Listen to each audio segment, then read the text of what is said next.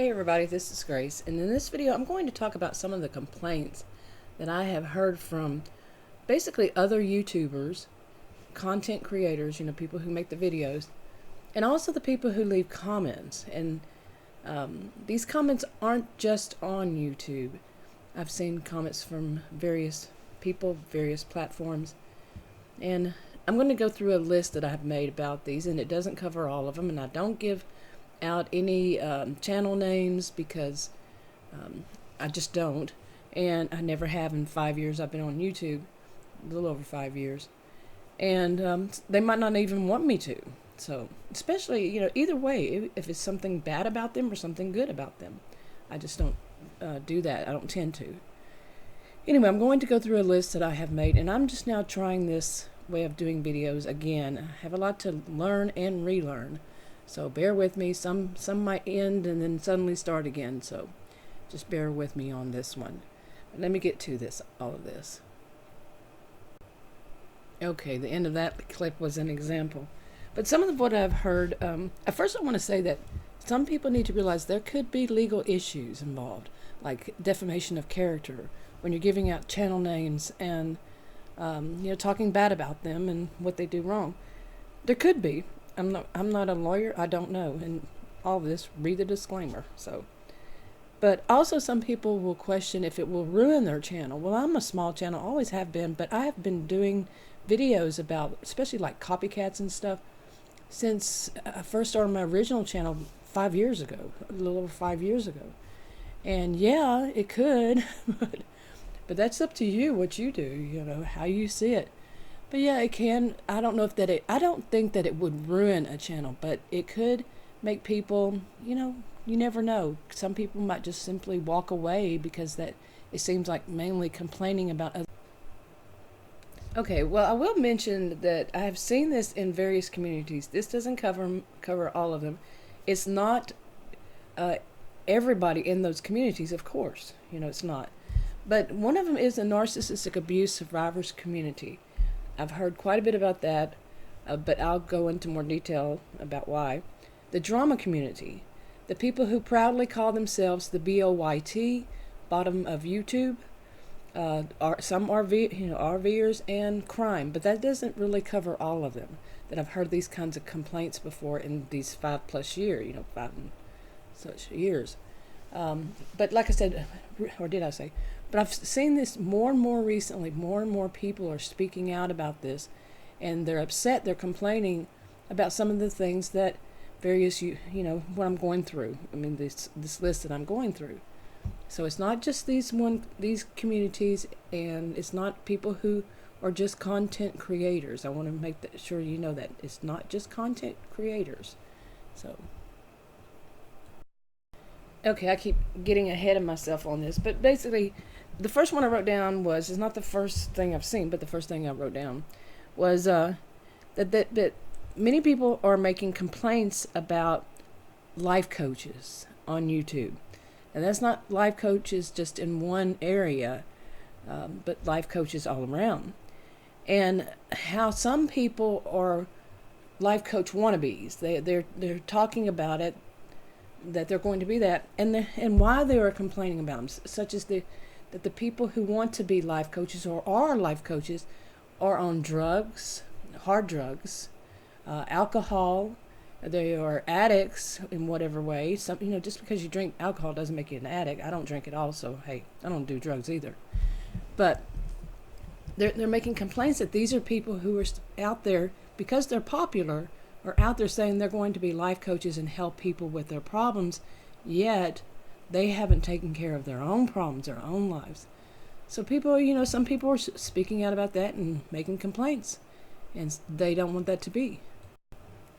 Okay, in that, some are speaking in general terms, not all of them, or they're not pinpointing certain ones, but in some respects they are, because like the ones that are talking about it. Some people mention their names, their channel names, some don't, their names or channel names. But some of people are focusing on certain YouTubers, certain content creators, And they mention, or maybe, like I just said, they don't mention their name or channel names, but they hint at it rather strongly. And their focus is because they feel these people are abusive somehow. They're abusing it. They're just wanting to get money. Some call them narcissists, that like as if they're diagnosing or not diagnosing, that they're narcissistic or they're sociopathic, psychopathic, whatever cluster B they choose at that moment to name that person, to label that person. It could just be they're talking about the behaviors or not. But they have a focus. Some of them do, not all of them, like I said, on who they're talking about. Okay, and to move on a little bit, another complaint I see a lot is people talking about those who I have done videos on since probably 5 years now, my original channel. People who steal other people's ideas, the copycats. And often what I have seen is that it's the bigger YouTubers, the ones who've been around for a while, or just bigger YouTubers, will steal the ideas of the smaller, kind of hidden YouTubers like me, that are smaller channels. You know, they will steal their content. And sometimes what I have seen from, like I said, like pretty much right after I started making YouTube videos, it would happen within the next 24 to 48 hours repeatedly. Each time a person puts up a video, the next 24 hours, 48 hours, that content creator would put up a video copycatting them. And also, okay, I'm still trying this out, so yeah, I see where I'm making little mistakes here, so pardon me while I'm trying this out. Hopefully it actually even works. We'll see. Okay, now some people are focusing on the smaller YouTubers or stealing the ideas from the bigger YouTubers. No, I've seen both ways. And like I said, what I've seen most often, not just about me, but most often, is it's the bigger YouTubers that take from the smaller YouTubers. And yeah, so some people think that it's just the one, they aren't as creative. But that's another thing that brings me to another thing, is that how do people become these huge YouTube creators? And that's something I'm hearing people complain about, is people who are buying views, buying subscribers, views, likes. For some, they're buying them for other people, thumbs down. And they're buying this. Now, I don't know. I've seen people do videos on this and how much it costs and how much it doesn't. Some say it's real expensive. Some say it's not. From what I understand, YouTube does not like that. And yeah, I've just heard things I really wouldn't know for certain. Now, I have actually seen the way that they report it, the way that people complain about it, is how they see it is such as buying views. You have somebody, like it could be somebody who's new to YouTube, they just now started, or somebody who's been around for a while. And I've heard a lot about this recently, that suddenly their view count will go rising really high, somewhere in the thousands, and they might, like I said, have just started their channel, and all of a sudden they're getting thousands. No, I've seen channels that have been around for a long while, for years, and they do good to get maybe 10 views. So, but what people are complaining about is these are people who are messing with the AI, and they become popular because they keep doing it until they become popular, till people start gravitating toward them. The AI starts promoting them, and we all know it, the AI stopped promoting me a while back. So yeah, but that's a whole topic for a whole separate video. But yeah, people are complaining about that, and I see why. Okay, and some of that has to do with deal with competition. If somebody is making themselves very popular and their videos are going to be promoted, the ones who are doing it the honest way, is actually earning earning the views, they're not going to be as promoted. I'm one that it stopped promoting like a year and a half ago or so. I went from 25% suggested videos that people were watching, suggested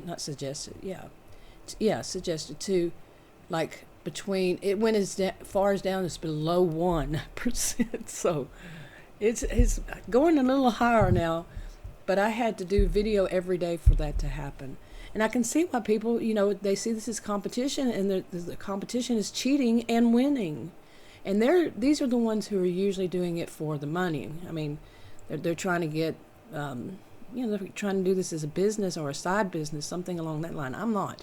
So, yeah, but I can see where that would really irritate people, and it is irritating, even for somebody like me who's not competitive.